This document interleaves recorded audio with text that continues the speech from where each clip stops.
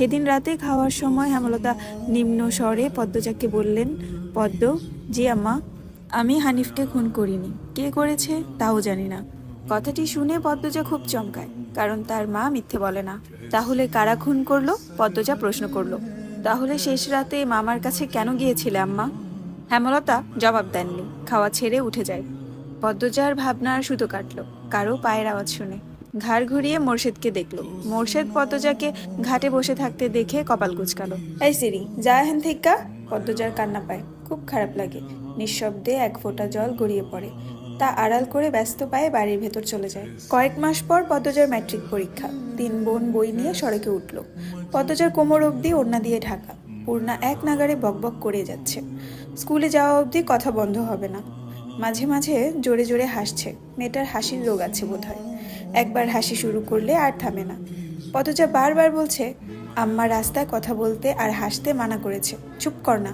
তবুও পূর্ণা হাসছে।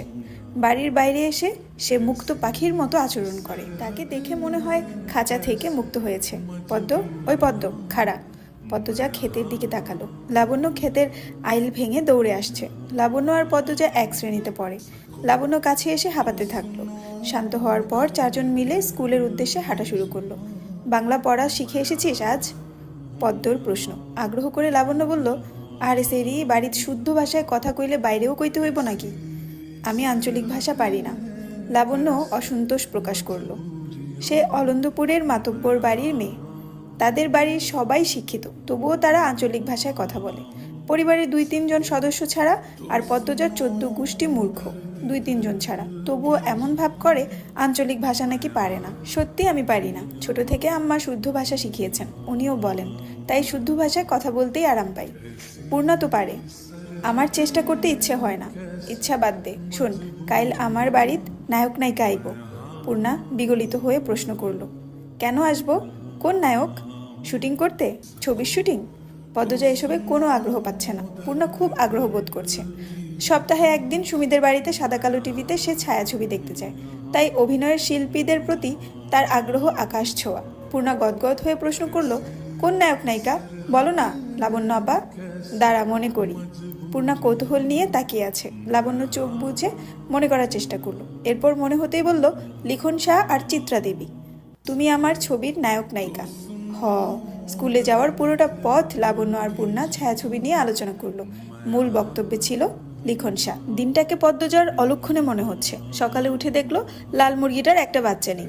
নিশ্চয়ই শিয়ালের কারবার। রাতে মুরগি খোপের দরজা লাগানো হয়নি। আর এখন আবিষ্কার করলো দেয়াল ঘড়িটা কাটা ঘুরছে না। ঘড়িটা রাজধানী থেকে হানি খালামণি দিয়েছিলেন। গ্রামে খুব কম লোকেই হাত ঘড়ি পরে। দেয়াল ঘড়ি হাতে গোনা 2-3 জনের বাড়িতে আছে। পদ্মজা সূর্যের দিকে তাকিয়ে সময়ের আন্দাজ করার চেষ্টা করলো। পূর্ণা প্রেমা দুপুরে খেয়েই ঘুম দিয়েছে। পদ্মজা মায়ের রুমে উকি দিল। হেমলতা মনোযোগ দিয়ে সেলাই মেশিনে কাপড় সেলাই করছেন। 8 পাড়ায় একমাত্র হেমলতাই কাজ করেন। প্রতিটি ঘরে কারো না কারো পরনে তার সেলাই করা কাপড় আছেই। লুকিয়ে দেখছিস কেন?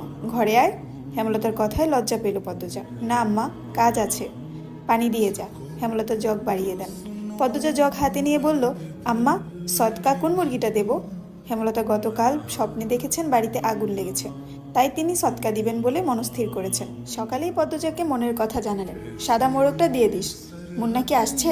না। প্রতিদিন বিকেলবেলা তো পানি নিতে আসে, কিছুক্ষণ পরেই আসবে। হেমলতা আর কথা বাড়ালেন না। পদ্মজা কলপার থেকে পানি নিয়ে আসে। আসরের আজানের সাথে সাথে মুন্না আসলো। গ্রামে সচ্ছল পরিবার নেই বললেই চলে। হাতে গোনা কয়েকটা পরিবারের সচ্ছলতা আছে। হেমলতার পরিবারটা টিকে আছে হেমলতার তীক্ষ্ণ বুদ্ধি ও পরিশ্রমের জন্য। পুরো 8 পাড়ায় টিউবওয়েল মাত্র 5টা। পদ্মজাদের টিউবওয়েল থেকে পানি নিতে প্রতিদিন অনেকেই আসে। তার মধ্যে নিয়মিত একজন মুন্না। 10 বছরের একটা ছেলে, মা নেই, বাবা পঙ্গু, সদরে বসে ভিক্ষা করে। পদ্মজা মোড়ক নিয়ে কলপারে এসে দেখে মুন্না নেই। একটু সামনে হেঁটে এসে ঘাটে মুন্নাকে দেখতে পেল। ডাকলো, মুন্না। মুন্না ফিরে তাকায়। পদ্মজার হাতে সাদা মোড়ক দেখে মুন্না খুব খুশি হয়। পদ্মজা না বললেও মুন্না বুঝে যায় ছটকা পাবে আজ। মুন্না এগিয়ে আসলো, দাঁত কেলিয়ে হাসলো। হাসিস কেন? নে মোড়ক, তোর আব্বাকে নিয়ে খাবি। মুন্না যে খুব খুশি হয় তা দেখেই বোঝা গেল। খুশিতে গদগদ হয়ে মোড়কটাকে জড়িয়ে ধরলো। পদ্মজার ঠোঁট দুটি নিজেদের শক্তিতে প্রশান্তির হাসিতে মেতে উঠল। কি সুন্দর মুন্নার হাসি। পদ্মজা বলল, খুব খুশি? হ। দোয়া করবি আমরা যেন ভালো থাকি। করবা মাপা? আচার খাবি মুন্না? খাইবাম। পদ্মজা আবার হাসলো। মুন্না পেটুক, খাওয়ার কথা শুনলেই চোখ চকচক করে ওঠে। পদ্মজা আচার নিয়ে আসে, মুন্নার সাথে বসে আরাম করে খায়। মুন্না একটু একটু করে খেতে খেতে বলল, আপা তুমি খুব ভালা। তাই? বড় হইয়া তোমারে বিয়া করবাম আমি। পদ্মজা ভীষণ খেলো। দ্রুত এদিক ওদিক তাকিয়ে দেখলো কেউ শুনলো নাকি। বিয়ে তার কাছে খুব লজ্জাজনক শব্দ। বিয়ে নামটা শুনলেই লজ্জায় লাল টুকটুক হয়ে যায়। ফিসফিসিয়ে মুন্নাকে জিজ্ঞাসা করলো, বিয়ের কথা কোথায় শিখলি? আব্বা কইছে, আর বলবি না এসব, যা বাড়ির যা।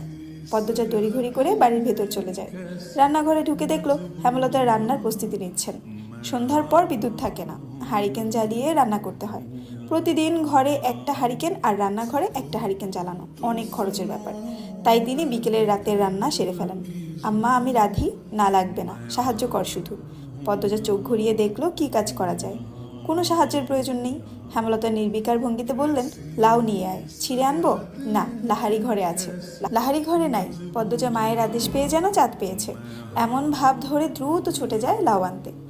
লাউ, বরবটি, ঢ্যাঁড়স, কাঁকরোল, করলা, চিচিঙ্গা, পটল, ঝিঙ্গা ইত্যাদি ইত্যাদি সব রকমের সবজি মেলা বাড়ির পাশে ঘিরে। পদ্মজা সাবধানে ঘাসের উপর দিয়ে লাউ গাছের দিকে এগোয়। বর্ষাকাল হওয়াতে জোকের উপদ্রব বেড়েছে। জোকের ভয় অবশ্য তার নেই। হেমলতা পদ্মজার যাওয়ার পানে ঝিম মেরে ততক্ষণ তাকিয়ে থাকে। মেয়েটাকে দেখলে তার মনে হয় বিষণ্ণতায় ভরে ওঠে। পদ্মজার চুল দেখলে মনে হয় এই সুন্দর ঘন কালো রেশমি চুল পদ্মজার এক একটা কালরাত। পদ্মজার ছিমছাম গরনে দুধে আলতা দেহের অবয়ব দেখলে মনে হয় এই দেহ পদ্মজার যন্ত্রণা, এই দেহ ধ্বংস হবে। পদ্মজার অষ্টদয়ের নিম্নে স্থির হয়ে থাকা কালো সূক্ষ্ম তিল দেখলে মনে হয় এই তিল পদ্মজার এক জীবনের কান্নার কারণ। হেমলতা পদ্মজার রূপের বাহার নিতে পারেন না। কেন কৃষ্ণকুলির ঘরে ভুবন বহিনী রূপসীর জন্ম হলো? জন্ম, মৃত্যু, বিয়ে কারো হাতে থাকে না। যদি থাকতো হেমলতা মোর্শেদকে বিয়ে করতেন না এবং পদ্মজার মতো রূপসীর জন্ম দিতেন না। আল্লাহর কাছে রূপসী মেয়ে ভুলেও চাইতেন না। হেমলতার বুক চিরে দীর্ঘশ্বাস বেরিয়ে এলো। আজ শুক্রবার, স্কুল নেই। ফজরের নামাজ পড়ে 3 বোন পড়তে বসেছে। প্রেমা নামাজ পড়তে চায় না, ঘুমাতে চায়। হেমলতার মায়ের ভয়ে নামাজ পড়ে। সে ঝিমুচ্ছে আর পড়ছে। তা দেখে পদ্মজা আর পূর্ণা ঠোঁট টিপে হাসে। হেমলতা বিরক্ত হন। প্রেমা তো পড়া হচ্ছেই না, সেই সাথে পদ্মজা পূর্ণার মনোযোগও নষ্ট হচ্ছে। তিনি কর্কশ কণ্ঠে ধমকে উঠলেন, প্রেমা ঘুমাচ্ছিস কেন? ঠিক হয়ে পড়।